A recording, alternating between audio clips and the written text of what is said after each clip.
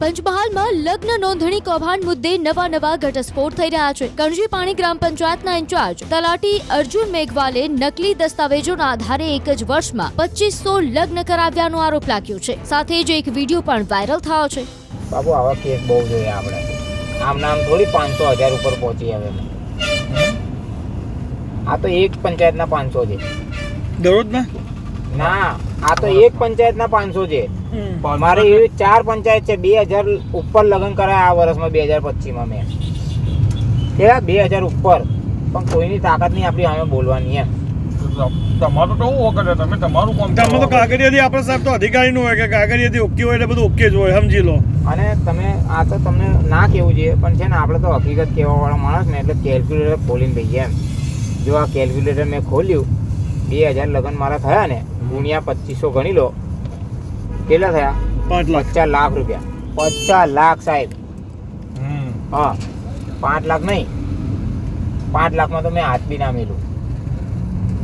50 લાખ રૂપિયા હું છે ને આમનો આમ કમાઈ ગયો છું એમ, અને રાજસ્થાનમાં જમીનો લે કરું છું એમ। તો પછી હું લેવા દેવા, વર્ષના 50 લાખ ને પગાર અલગ। 10 વર્ષ જેવી સસ્પેન્ડ થઈ જાય ને સાહેબ?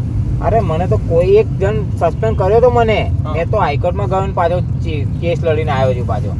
પણ સાહેબ 2 નંબરની આપણે તો ગવર્મેન્ટ તો 2 નંબરની ઇન્કમ આવે સરકાર વિડીયો ઉતારો, હું કહું છું ને 50 લાખ રૂપિયા લો ચાલ।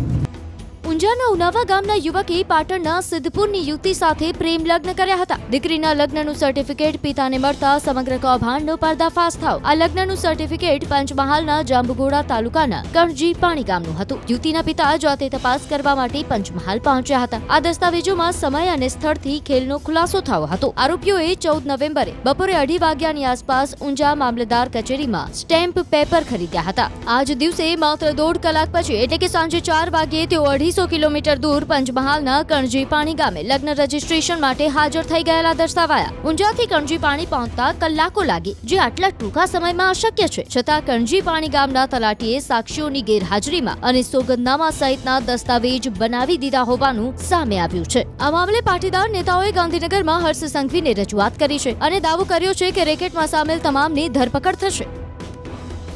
ગુજરાતમાં 10 કે 12 જગ્યાએ મેરેજ રજિસ્ટ્રેશનના જે કૌભાંડ અને ભ્રષ્ટાચારો થયા છે ત્યાં આજ 7 સુધીમાં ફોજદારી ફરિયાદ દાખલ કરી દેવામાં આવશે।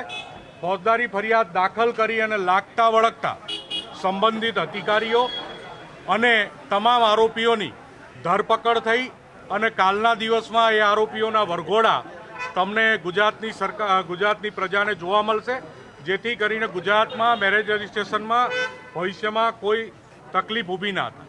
હમણાં ઘણા બધા બનાવો એવા બન્યા છે કે તલાટી મંત્રી પોતે પોતાની સહીથી ખોટી રીતે બોગસ લગ્નો ની નોંધણી બહુ મોટા પાયે કરી રહ્યા છે। સમગ્ર ગુજરાતમાં આ એક રેકેટ ચાલી રહ્યું છે।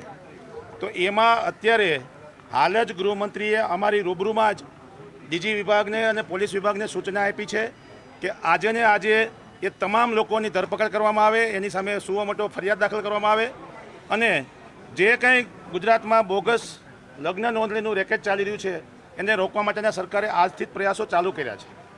બીજા આના પછીની જે અમારી માંગણી છે કે બનાસકાંઠાનું સવો પંચમહાલનું જે ગામ છે તેમાં એ તમામ ગામોમાં જેવા પ્રમાણના રેકેટો ચાલે છે એવા સમગ્ર ગુજરાતમાં ક્યાંય પણ ચાલતા હોય તો એ તમામ ઉપર સુઓ મોટો દાખલ કરવામાં આવે અને એ તમામ લોકોનું આરોપીઓનું વરઘોડો પણ કાઢવામાં આવે એવી અમારી તમામ સામાજિક લેવલે અમે માંગણી કરી છે।